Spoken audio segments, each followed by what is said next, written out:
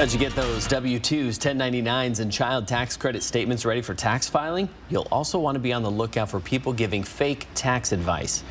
Ghost preparers are what they're called. They set up shop around tax time, and they're on the prowl for your money. They portray themselves as being legit, and they file your taxes, but if something goes wrong and the IRS comes knocking on your door, these ghost preparers are nowhere to be found. Vanessa Perez here in studio with what to look out for. We all have to sign on the dotted line, and if the person doing your taxes won't sign on that line, that's an instant red flag that that person could be what's called a ghost preparer.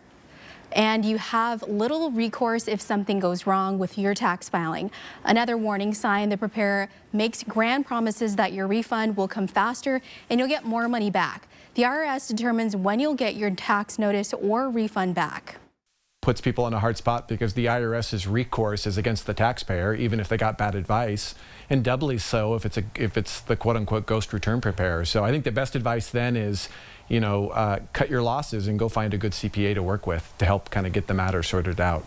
Also keep in mind to only allow funds to be deposited into your personal account. Scammers will have funds deposited in their own account and say they'll be distributed to you later. Those ghost preparers sometimes get caught and they move to a different market and start up again. These people are not regulated and don't have their certified public accountant license. A CPA will sign their name on the dotted line so that they're known to the IRS. They're scammed or of limited means. And when it finally comes to light a couple of years later, because the IRS is at their doorstep, the person they worked with is long gone, one, and then two, they don't have the resources. The person.